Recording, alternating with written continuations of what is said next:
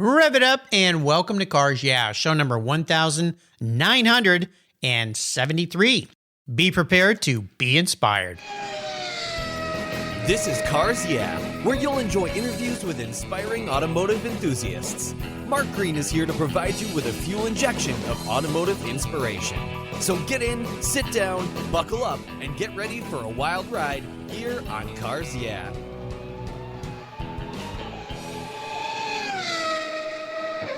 Hello, inspiring automotive enthusiasts, and welcome to Cars Yeah. Today I'm in Troy, Michigan, with a very special guest by the name of Jim Taylor. Jim, welcome to Cars Yeah. Do you have it in gear, and are you ready to release the clutch? I am. All right.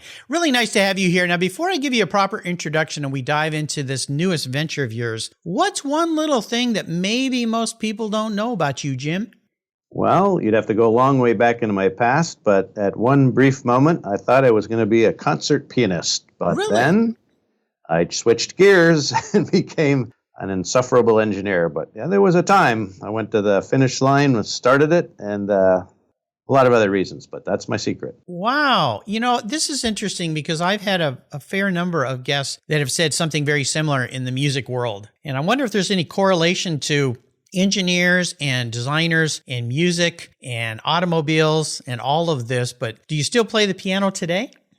I do, especially coming into this time of year. What the kids, hopefully soon the grandkids will enjoy is, playing the live music around Christmas time with all the carols and some of the historical songs that people like to sing no matter how good they are. But back to your question, just a little FYI, there's a huge correlation in math and piano and math and music. And so there is a string, as you said, if you go backwards and say, why is it that there maybe from an engineering standpoint and music, there is something there.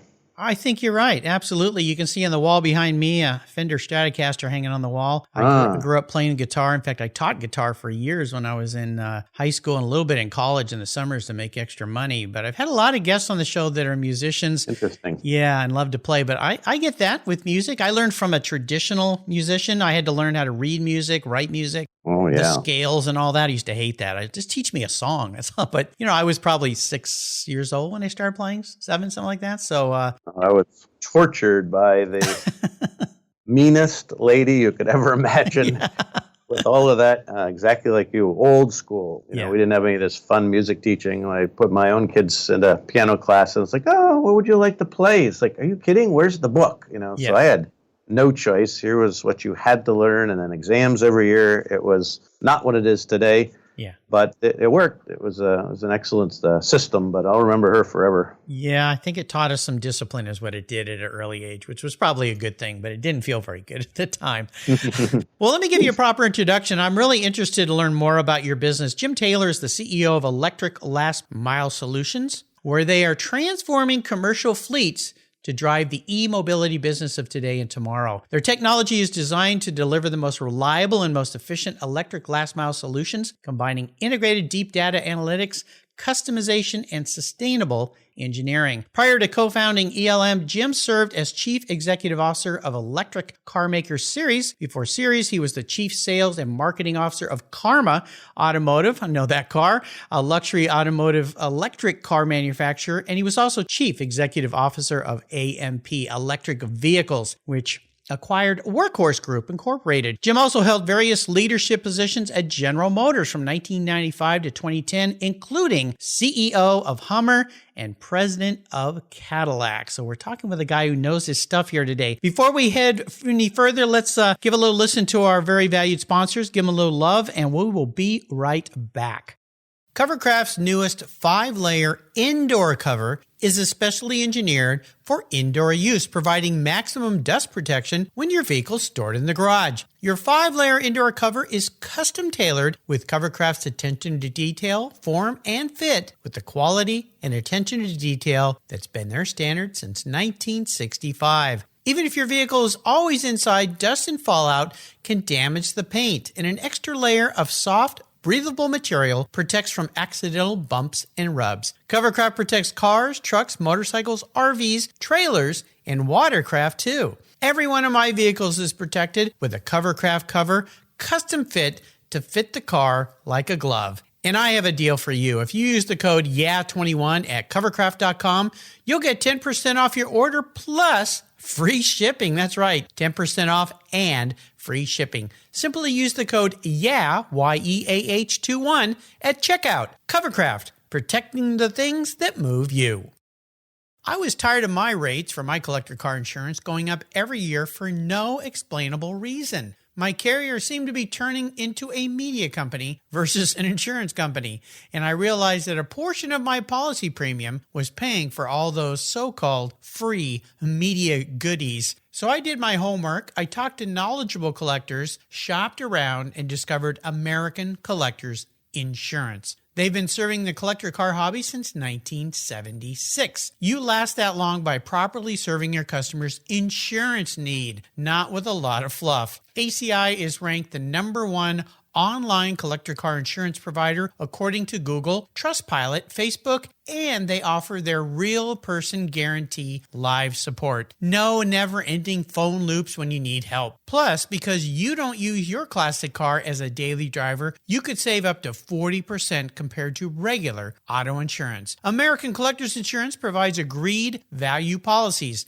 So if you experience a total loss to your collector vehicle or it's stolen, you'll be paid the amount listed on your declaration page, less any deductibles, of course. No ifs, ands, or buts. Give them a call today and ask for your free quote at 866-ACI-YEAH. That's 866-224-9324. Tell them you're a friend of mine, Mark Greens at Cars Yeah. American Collectors Insurance. Classic car insurance designed by collectors for collectors.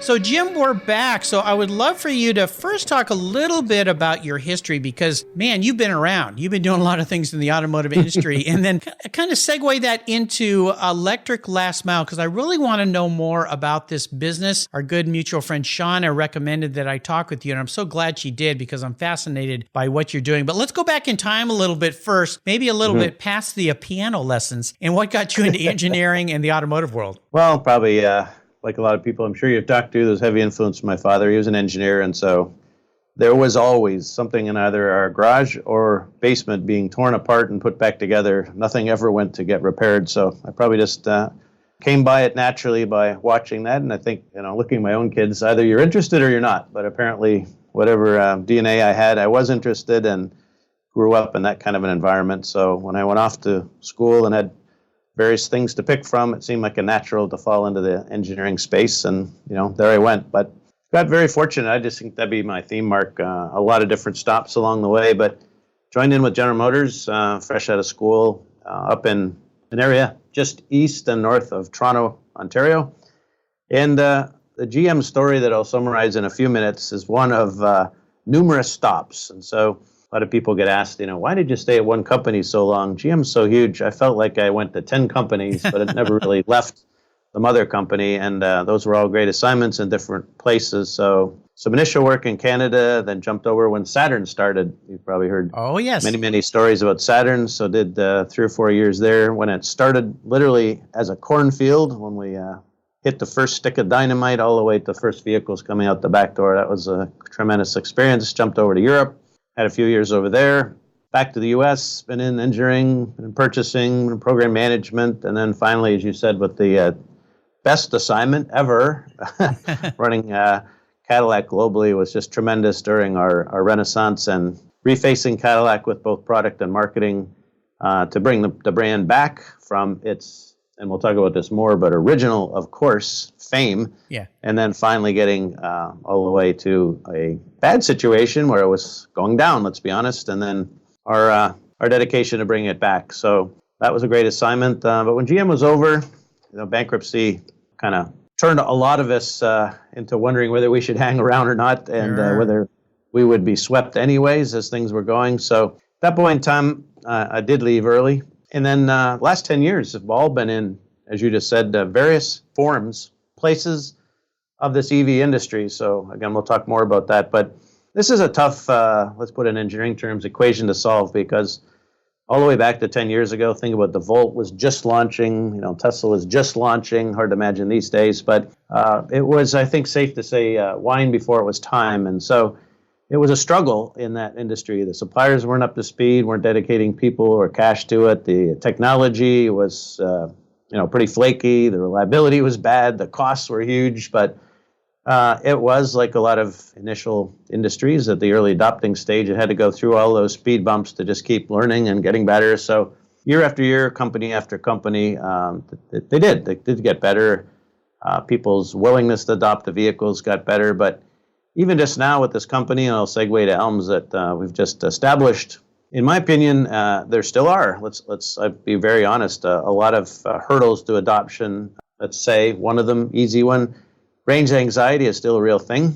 Yes. If you go out and you're going to randomly drive, like we Americans like to, for long distances and things like that, they're getting much, much better. Obviously, north of 300 for most of the vehicles now is going to get us where we can probably do most things. However, there's still a lot of anxiety in that space. Cost is still very high in and in. So we founded this company a little over a year ago with the idea that, look, if we could take a few of the obvious things out of play, so that would be first, range. What vehicles hardly go anywhere every day? Mm-hmm. And those are urban delivery vehicles that kind of travel in a 40 to 50 mile, let's call it circuit or circle A. B, when they leave in the morning, you know exactly where they're going to go. There's no mystery that says, hey, I think I'm going to go to my relatives this weekend and have to drive 4 or 5 hours. So it's a loop.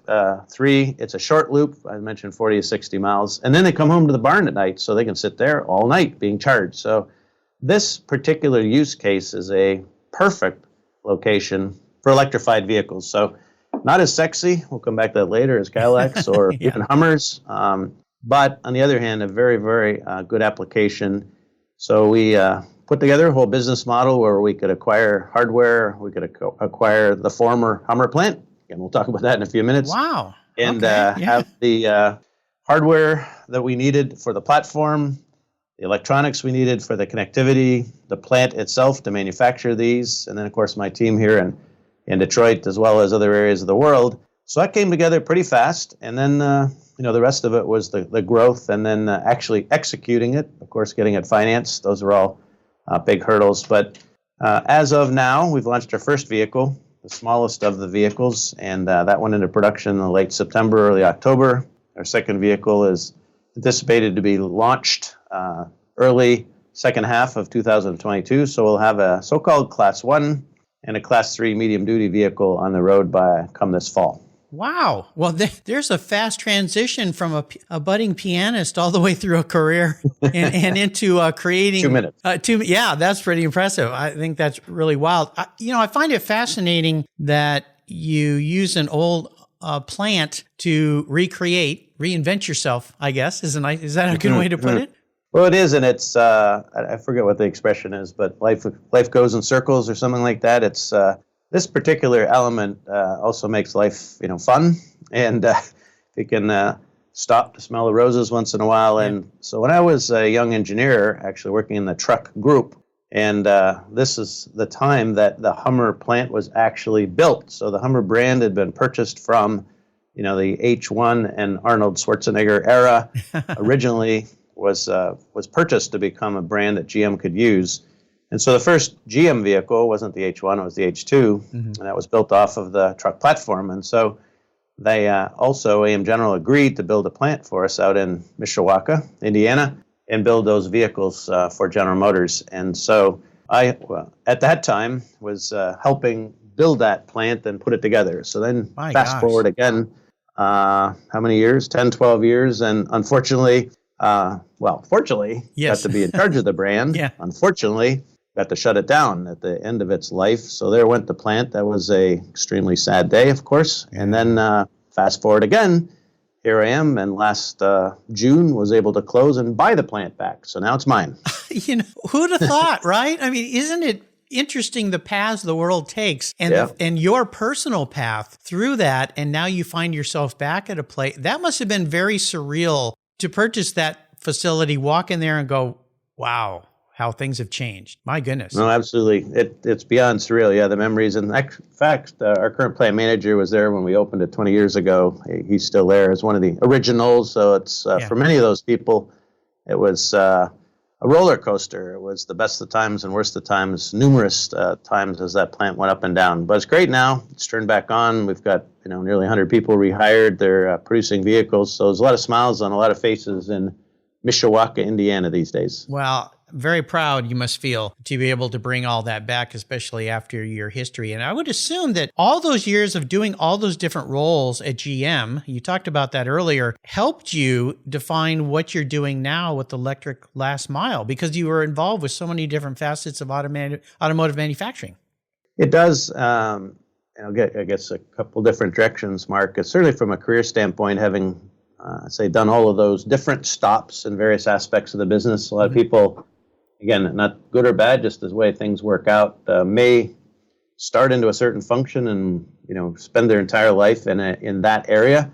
I was different, but also fortunate, I felt, to be able to jump around into, as I said, engineering, manufacturing, and purchasing, and sales, and marketing, and all these different areas. So what that's really, set me up to be able to do was what this last 10 years have been, is more in the leadership, the CEO role, because I really have a pretty good handle on each of those aspects of the business. And that's one of the things that it takes, of course, to be the boss. Wow, incredible. So let's talk more about the vehicles themselves. Are these primarily going to be for, I would say, industrial commercial use? So for let's pick a big one, Amazon Prime. For instance. You see them buying a lot of electric vehicles. I live in a cul-de-sac in a very secluded, private gated area, and they drive up my street 3 times a day. Sometimes 4 right now during Christmas time. In fact, I'm up very early in the mornings. It was still dark this morning, and one delivered something to my door at 5:45 a.m. And, he said, "Oh, you're up early?" And I go, "Well, so are you." And he goes, "Well, I've been up for hours." So is that where these vehicles are going to primarily be used, do you see? Or will there be some use for individual people to use them as vehicles for themselves? Initially, and this is part of, Mark, what I package here to say, there's been a lot of stops, as I mentioned, of, I'd say, what not to do. And so, for instance, Karma was tough, the previous Fisker. Oh, it's yes. Yeah. $130,000, $40,000 vehicle, specialty only, people that are, looking across, laterally and saying, let's see, I can have a Maserati or a Ferrari or a Bentley or a Karma. I mean, it's extremely difficult to sell up into that emotional space, and also, high price points, and with so many other alternatives. We're at the opposite end. This is 100% practical, 100% commercial, to answer your question, not retail, not for individuals. And it's, strictly to support a business and a business needs. So the decision process that owners go through here is very pragmatic. What's the cost? How reliable is it? What's going to cost me to run? Is it going to be cheaper than the vehicle I have now? It's a business decision. Yeah. And that's, frankly, in the automotive space, a lot easier place to work than it is in the emotional brand space, where there's so many other factors in a purchase decision for an individual. I'll bet. I'm really excited and really proud of what you've done. It's absolutely incredible. Is it because of electric vehicles that this all could happen for you? Is that how you view it? Well, I think certainly that let's broaden it, yes, but also startups in general. If you look back, as long as you've been doing this, and say how many new car companies, have there been in 20 years? Right. And we can go all the way back to Saturn and say, well, there's one. And say Fisker was, but then it wasn't, right? Yes. It didn't make it. And then revived slightly by the Karma team. But in general, hardly any, because the barriers to entry are enormous. Primarily engineering budgets and capital, and then, the plants and facilities and. But what's opened the door here in this electrification era, as you know, is how many more startups, because a lot of the requirements to set up, an engine factory, for instance, if you're going to be a car manufacturer with engines, or body shops and, paint shops and, the capital is just enormous. And so that kept a lot of players out. But in this new era, it's also open up a different kind of door, call it a talent door, where you aren't looking for the guy that's had 40 years experience in engines, because all you have is a motor. Electric motors are right. Been going around in washing machines for 100 years. So there's a lot easier path towards executing these products than there were with very, very complicated ICE engines. And there's the younger people that are coming even at a college now, electrical engineers, for instance. They can be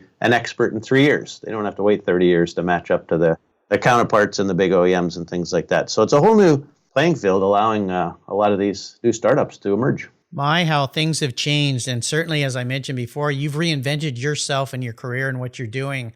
It's absolutely fascinating to me. I would assume you had many very important people in your lives that are what I call driving inspirations, mentors, influencers, and so forth. It may be a hard question, but can you pick one in your life that really stood out for you? You know, it's interesting when you read this question that luckily sent me ahead of time so I could think, because you're right, I had several, and each one of these questions I thought, how am I going to get this down to one for Mark, or we'll be on here for 3 hours. So and I said to Jake, you know, what's interesting about this question is the person that came to mind actually was like the worst person. He was the meanest, most demanding. I'm trying to think of words I can even say on air, but I mean, this guy was tough. You know, tough. Yeah, he was a bastard. It was intense pressure. Just like I'd say this, I'll come back to this, like SEAL training. We hated this guy. And at the time, you know, maybe a really bad football coach, right? That's just screaming in your helmet every night, and you go like, what am I doing playing this game? Right. But then later you wake up and go, wow, was that ever valuable? Because, you know, he was getting us ready for battle, and it worked. You know, I think about him even now, 20 years later, about the lectures he gave us, and you know, taking us to school and giving us zero tolerance. And then, you know, if you didn't have your total act together, your story, your facts, whatever it was you were in charge of, he would just grind you up and spit you out in front of everybody, embarrass you, and go, boy, this isn't very nice leadership skills. Yeah. But you know what? It worked. You mentioned your piano teacher was a woman, so not the same person. No, similar characteristics, though. Yeah, somehow it worked, didn't it? Wow. Yeah, I've heard this from many, many people, and I've talked to people that, let's pick one who we've lost, but Steve Jobs. I've had several friends that worked for him in the early days, and very much similar. Just driving, demanding, and rough, and like, and just ate people up, and, you know. But at the same time, things got done, things happen. And as long as we can sit back and see that this taught us to grow, that's a good thing. I remember my toughest teachers in school were the ones I ended up liking the most. At first, I did not like them very much, but they ended up teaching me the most. And sadly, there were only a few of them throughout my entire educational career, all the way through college. I could probably pick 2-3 professors in 4 years of college that were really, really tough, but I felt pretty good to get an A in that class, because boy, you earned it. Yeah. Very nice. Let's take a short break. We come back, I want to talk a little bit about another challenge you faced. No doubt you faced a lot of them. You touched on a few. So keep that thought in mind. We'll be right back. I've discovered Linkage.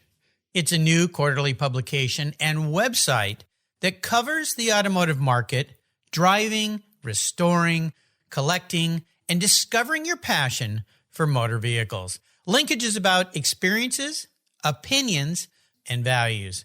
Linkage is an actual informed, reasoned opinion based on first-hand experiences. A talented Linkage team covers the automotive world, the people who share your passion and mine, smart, considered, rational, and experienced opinions, ones you can learn from and grow.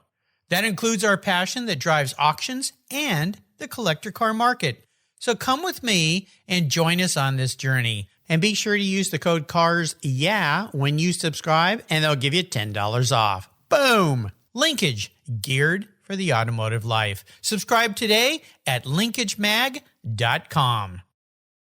Did you know that Cars Yeah is in the top 1% of all podcasts based on listenership, according to Libsyn, the premier RSS feed for podcasts in the United States? That's right.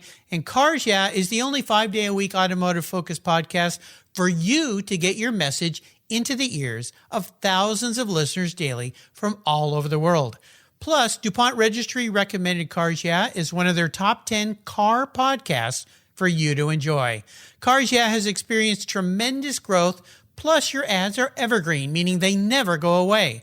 And more listeners find Cars Yeah every day for their daily dose of automotive inspiration. Do you want to expose your brand to a highly targeted list of automotive enthusiasts in a very unique and very personal way? Well, I can help you. Contact me, Mark Green, at mark@carsyeah.com or through the website at carsyeah.com today to learn more.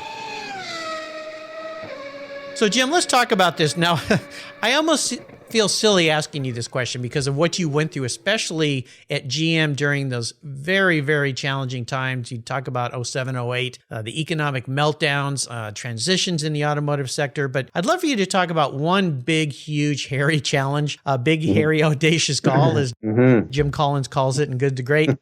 Share that with us. But more importantly, what was that really valuable lesson that you learned?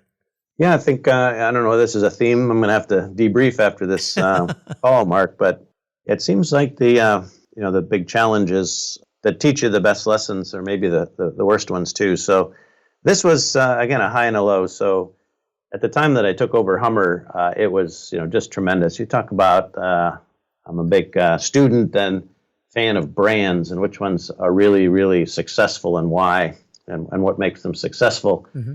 And some of that is being, let's say, an extreme. You don't have to be universally loved. It's like, yeah, but do you have your audience love you and for all the right reasons? And do they stick with you? And so, Hummer was a polar brand. There was a lot of love and there was a lot of hate. But the lovers, were very, very dedicated to the brand. And so, running Hummer was a great experience after Cadillac back to back. But the huge challenge, which was really, really disappointing. So we went from absolute highs to the lowest of lows is when it was announced that, okay, we're going to close Hummer. It's like, whoa, yeah. What do you mean you're closing this brand? This is an awesome brand. The trucks are awesome. The customers love us. You can't do that. So that was very, very disappointing for the Hummer plant, for a few thousand engineers and for a couple hundred dealers and all over the country. So that was, you asked about a challenge or a failure. I'd say that was a failure in a sense that, that we had to manage that brand winding down and closing and do it with, the least amount of disruption and, of course, professional respect to all of the partners and suppliers and everything. But, yeah, it was a real challenge walking away from that, telling everybody, again, at that plant I just mentioned, okay, we're all done. We're shutting it down, telling all the engineers, okay, sorry, you're going to go home because at that time, GM was melting down simultaneously with the bankruptcy. So it wasn't like all these people you could say, okay, look, good news is you're transferred over to work on the new Buick. But it's like they were done. So we had to let, a lot of people go. And it was rough. But it was a good teaching that not everything is rosy. And if you're going to be in leadership positions, you have to be able to roll with the good and the bad and be able to deal with both and handle it and take the stress. And somewhere on your list here, what we'll come back to is probably one of the number one characteristics of just being able to handle stress. And you're going to get, how many curveballs thrown at you either daily, and some of them are going to be pretty ugly, and you just have to be able to work your way through them and handle them properly, keep your head up, and be an even keel for the rest of the people who are looking up to you. But that was pretty disappointing time. Oh, I can't even imagine. Well, let's come back to something a lot more positive here, and that is electric last mile, ELMS. Yeah, okay, good. Well, yeah, let's talk about your bucket list for this brand. You talked about early 2022, your second model coming out, but let's go a little further out, maybe just say 2-3 years. I don't know if I dare go further than that based on what we've been through this last 18, 19 months, because who knows what's coming our way. Let's hope it's better news in 2022. But where do you see the brand going in the near future, let's say? Well, we have some short-term goals, obviously, as a startup that get these vehicles out, as you mentioned. But and I didn't really answer your question fully, but on the duty cycle, what's really exciting about this brand and this product we're bringing is not just let's call it the obvious, and you're right, the Amazon truck that comes and spends half the day traveling in a very small circuit of houses, especially in congested neighborhood cities and urban areas. And you're right. By the way, you picked that number up, but it is a true statistic. The average drop for Amazon is 3 per street. It's just phenomenal, the density that they've achieved and the go-to success of that brand being able to be the default position. I heard the converse is FedEx is 1 every 3 streets. So it's like a 9-to-1 factor in the delivery frequency of FedEx and Amazon. Isn't that incredible? It's mind-blowing to me for a company that's been around so long and a company that has not been around so long. So when you think of it, Amazon's been around, but not where it is today. But there's, of course, is a huge commerce model. Anyways, but we also have other duty cycles. So what I'm getting to is that we, of course, are approaching all the large package delivery companies. But on top of that, there's other simpler usage cycles. You can think of the local florist, and it's mostly shuttles, it's fresh goods, and so you're not going very far. And a lot of, from the store out deliveries. There's things like your telephone repair guys or your power company that comes out and sits there for 3 hours while they're fixing the phone or the cable or the wires out back. So there's a lot of other utilities, things. There's these very large, both university campuses. There's office complexes. You think of Microsoft and Google and these kind of places have enormous properties that they have vehicles running on. A lot of them are unfortunately dressed up golf carts, and they're really not that nice, but could really use nice electric vehicles. So we're finding numerous use cases as we open our doors and kind of make everybody aware that we exist. So fast forward 2 or 3 years, what I think would be a real success looking back is first, and hey, I'm not naive on this, is that we actually still exist. I mean, startups still have pretty high odds against them, so we've got to get these brands, produce the vehicles, which isn't a small task with all the supply chain issues we have these days, and then get them in the hands of these customers. They have to be happy. They have to tell other customers. There's lots to do in the next 2 or 3 years, but we get out into that time and we pull up to places and hopefully we come back this. It was always a smile on your face when you'd show up and one of the cars you worked on as an engineer or was in charge of as a brand, and you come up and somebody can't wait to tell you how much they love their new Cadillac or their new Hummer and you go, well, that's what gives you the jollies to be in this business. So I'm hoping in a few years I go show up at some place and up pulls the ELMS in front of me and the back door opens up and out jumps the driver and he's delivering that product. And I ask him, hey, how do you like your truck? And the guy goes, oh, I love this. And, we're a success with these customers, and the company itself, lives on well past, my time here. Well, I can't wait to the day I get to send you a text message or a phone call or an email and say, guess what just pulled up in front of my house? Hey, Jim, there's an ELMS here. Exactly. That's it. I look forward to that. Let's talk a little bit go back to talking about you and your past. I'd love for you to share a story about a special vehicle in your life. Now, you're a guy that's worked around cars your whole life. You sent me some great pictures with some different kinds of cars that you were around, the Cadillac, the Hummer, and of course the Fisker, the Karma. So is there one car that really stands out for you? You know what comes to mind, Mark, is, there's the hardware, and I've had, well, other than a plane, but the cars, bikes, trucks. I mean, when you get in this business, we are sort of addicts, and it's a thing. We collect them all and use them all, so that's part of the business. But as I think back, what makes them special is more some experience that happened around them, and what you were doing with them, or where you took it, or something like that. Who you shared the experience with. As I talk to a lot of people, especially old cars, it's, hey, this is where I engaged them. Got engaged to my wife. This is where, my kids were born in the back seat. Those are the stories that usually come back. Or like Jay Leno, this is the car I lived in while I didn't have a job. Yeah. But so in that case, early on when I was buying cars for reasons, the one that comes to mind that was really special was, so we went to the Brickyard 400, and that was, experience in its own being at the Brickyard. And at that particular time, I was responsible for the Camaro Firebird product lines from an engineering standpoint. So I was up, watching the race, and got to go down on the track, and they do all of the original pace cars that go around, and parade cars they call them. You sit in the back seat and wave to everybody that doesn't know who you are, but you wave anyway. There's Jim Taylor. Hey, Jim Taylor. There's some driver next to you, but and a pretty girl, all that stuff. So I came back up to the GM suite and asked one of the ladies, like, what happens to these cars like when we're done?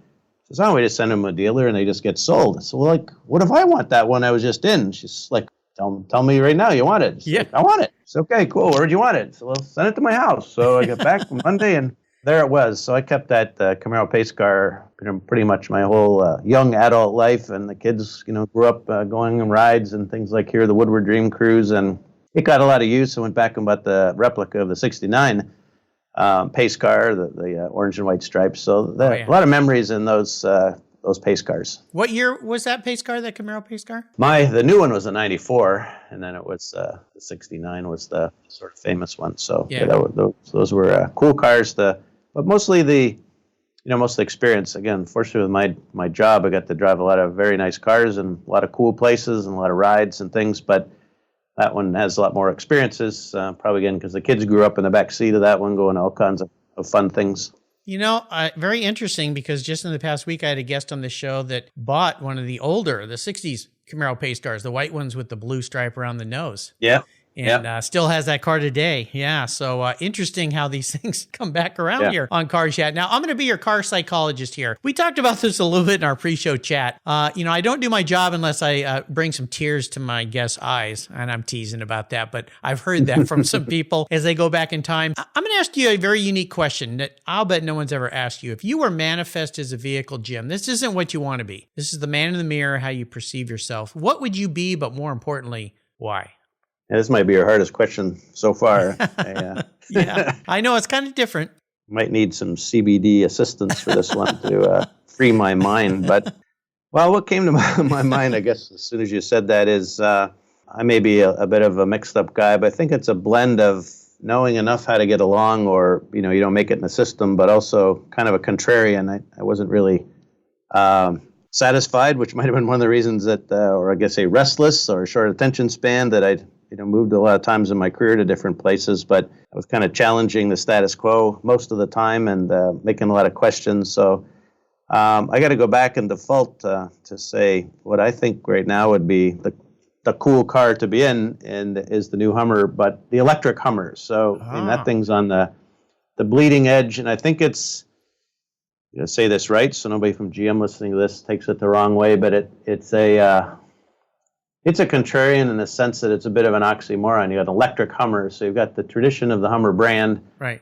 Which, of course, how can I not like that? But the Hummer brand was contrarian, and it was controversial, and it was a little bit in your face, and it's for people that were not worried about what other people think about them in an end. But it's electric, so it's looking into the future, and all what I'm into up to my eyeballs now. So I think somehow this blend of old and new, a little bit contrarian, but super high tech, and a phenomenal engineering product is kind of what all comes to mind, if that makes any sense. See, that wasn't that hard, was it? Yeah, that makes 100% sense to me. Let's talk about a great book that you'd like to share with the listeners today. We're all about learning here, enjoying. So is there a book in your past that you really have enjoyed? Well, I think on that one, I feel like this is like Jeopardy or something. So I think I'd have to go back. This is going to be a very sexy answer, but early on, we had Stephen Covey show up at GM. We had those kind of benefits, and actually personally teach us the 7 habits of highly effective people. And think how many books we go through in our lifetime at our ages, and they come and go. But that one put a pretty serious imprint on me. I think I might, still even till today, quote those when people don't even know what I'm talking about that haven't read it. But I think that book was extremely helpful coming through all my years of trying to develop good interpersonal relationships, leadership skills, whether it was just talking one-on-one to people, to your family, or being a boss. That one was extremely valuable. The other one, I'll go to another extreme. You're going to wonder about this, but it's a book written by an ex-Navy SEAL called David Goggins. Yep. Called Can't Hurt Me. I don't know if you've heard of that one. I have. Yeah, I've read it. Yeah, great book. So if you're, as I am now, and part of this, I know you're looking for kind of comments, is that if you're going to go into startup business, you have to have like phenomenal perseverance, because it's brutal. You die every day for years, and if you aren't dedicated to whatever it is you've picked, to the goal that you've picked, if you aren't all in and almost like ready to die for it, probably not going to happen. There's just too many things in your way. It's easier just to head back to an easier path. So this guy's book is like ridiculous, right? Yes. It's just what he went through to achieve the dream or the goal that he had is pretty much insane. So I could relate to that. It's not nearly as extreme as his physical circumstance, but in a business sense, some of the challenges that I've been through, one I mentioned, but others that come along like that, you'd have to have the same sort of mental toughness. There's plenty of smart people, plenty of experienced people, but you have to have that level of mental toughness to survive. Absolutely. Great book recommendations. Covey's book is by far one of my favorites. Bought that for my kids when they went off to college. And my favorite of those habits is 5. First listen to understand, then speak to be understood. Which seek first to understand. Yeah, exactly. Seek first to understand. Absolutely. Let's go on the ultimate drive today. I have the magic ability to put you in any seat, that is any vehicle, with anybody, living or deceased, and you can be driving anywhere. Money's no object here. I'm going to write the big check. So what does that ultimate drive look like for you today, Jim? Well, in your 1973 interviews, I'm going to see if anybody gave you this answer. Okay. So if they did, I'll be disappointed. So Okay. I looked at this one like, okay, you got to answer in like 1 second, because this would be a question to be tremendous icebreaker at parties here in Detroit. But yeah, my answer was Harley Earl. Nice. Okay. Yeah. So I think we'd be driving in a 59 Cadillac, driving from LA to San Diego, and looking at the ocean, cruising through the one. And he'd be telling me how he was going to move design from Hollywood to Detroit and revolutionize the industry, and what the hell he was thinking leaving California. Nobody's answered that question that way, if my memory serves me. But when you've interviewed close to 2,000 people, sometimes the memory doesn't bring them all back. But, people may have mentioned Harley, but that particular trip and in that car, and then for that reason, definitely set you apart, Jim. So you did well there. You should feel proud. But yeah, that would be a very interesting conversation with the why. Interesting. Escaping California even back then, which seems to be a trend these days as well. I'll give you a little jump in, Mark, aside. So part of the big win for me personally, I know you live in that zone, so I hope you know how lucky you are to live where you live. That whole strip from San Diego north, I lived in Dana Point, Laguna Beach when I was working at Karma, and that area of the world is just so phenomenal. But every Sunday morning, I had an old Harley that had a replica, or sort of a vintage Harley. They took to me with California, and so I get up every Sunday before all the crazies were out and ride all the way up, Hunting Beach or further north up to Seal Beach, and then back down and park it before everybody else got out on the highway. But the views there, the roads, the sweeping turns are just phenomenal all through that space. So, but Harley Earl's fascinating. In fact, the very first design studio he had was at the top of what now is the Shinola building here in downtown Detroit. And, his history is just phenomenal about bringing that whole idea of design and color to the car business, which today we'd say, like, you got to be kidding. Like, we all take that for granted. But he was a gigantic change agent in the business. Oh, yeah, by far. I mean, that name is iconic. And, I had a guest on the show here, Joan Kramer, who was, I believe she was the first woman hired at GM back in the 50s to design cars. And women weren't really accepted very well back then. And she was actually hid. She kind of had to hide back in the shop when the bigwigs like a Harley would come in the room, so that she wouldn't even be known to exist back in there. But you'll have to go back and listen to my talk with Joan. She did some amazing things there. She was working in the futuristic car division at GM. So what was her name? Joan Cladle Kramer. Yeah, I'll send you a link to her show, and she's become a good friend of mine. She wrote some great series of books for kids called The Magic Scepter recently. She's a brilliant designer, very creative artist, and actually got to read my first Christmas story to my grandson the other day with her book in hand, so that made it even more special. If you're listening, Joan, good morning or good evening or whenever you're listening. You have taken us on a wonderful journey today, Jim. I am so happy that we got to talk. I want to do a big shout out to a mutual friend of ours, Shauna McIntyre. She introduced me to you, and I understand she sits on your board at ELMS, right?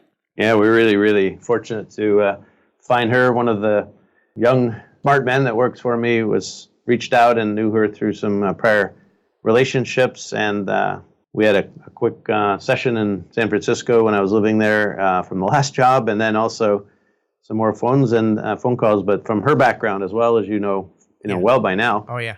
It's just perfect for this. And she's in this high-tech space. But it's hard to find people that have a touch of Detroit, but not so much they got spoiled. And then, a touch of San Francisco, where likewise they haven't turned into a complete techie and, want to jump into this space. But she's fantastic for us, for our board. Yeah, absolutely. So thankful. So thank you, Shauna. Before I let you go today, could you share maybe a parting word of wisdom, words of inspiration, a mantra, or a success quote? Yeah. Wow. Okay. Now, I think again, well, if you ask my kids this one, that's probably a better litmus test. What they would say is what's Dad always say. And okay. So the first one that comes immediately to mind is Carpe Diem. It's just, somehow you can kind of get all wrapped up in overanalyzing the future and lot of the younger folks, how did you make this career happen? It's like by doing whatever I was doing every day, Right. and doing it well, and then using that platform for the next one, but not too much overanalyzing or forward forecasting or thinking that you can manufacture something. So we get wrapped up in a lot of things, live in the moment, smell the roses, carpe diem, kind of all of those wrapped together. Doesn't mean that you can not plan for the future, but make sure you're enjoying the ride. Absolutely. And since we're talking about cars today, I've got to do a shout out to Dwight Knowlton, who's been on the show 3 times now. His slogan for his brand is Carpe Diem, seize the road versus the day. So I think it works in both cases here, but I love that. Great. How can people learn more about Electric Last Mile, ELMS? Well, obviously the website would be a good place to start. And then, of course, we have our social channels on all the normal locations. So, that's probably the best location for them to look, I think. Make it easy. Absolutely. I'll make sure I put a link to that on Jim Taylor's show notes page. You'll find it here on the Cars Yeah website. Jim, this is Christmas week, so Merry Christmas to you and the whole staff there at Electric Last Mile. Here's to a very successful, let's hope a very healthy 2022. This year has sure flown by. I wish all of your team the best. Success in the future. Until you and I talk again, my friend, I'll see you quietly down the road. Yeah, all right. Thank you very much. Best of season to you as well, Mark. Thank you. Thank you. Today's vehicles are essentially computers on wheels, and it takes more than a wrench and oil to keep them humming. That's why Cars Yeah supports TechForce Foundation, a nonprofit dedicated to driving tomorrow's workforce of skilled technicians forward. Techs keep our cars, trucks, airplanes, and fleets rolling. Yet there's a massive tech shortage because many young people don't know it's no longer a blue-collar job. Today, it's a new-collar career. It involves computers, technology, it's in high demand, you get paid really well, and you can live and work anywhere in the country. I know you're passionate about cars, trucks, and motorcycles, and you can help pass that passion on to the next generation of techs so our rides keep rolling down the road. Visit techforce.org today and learn how. Thank you so much for joining us on today's ride here at Cars Yeah. Drive on over to carsyeah.com to find show notes and inspiring automotive fun. Download your free copy of Filler Up, a fun book filled with gorgeous photographs of fuel filler fun, including quotes from more inspiring automotive enthusiasts. Download your copy today, and we'll see you next time on Cars Yeah.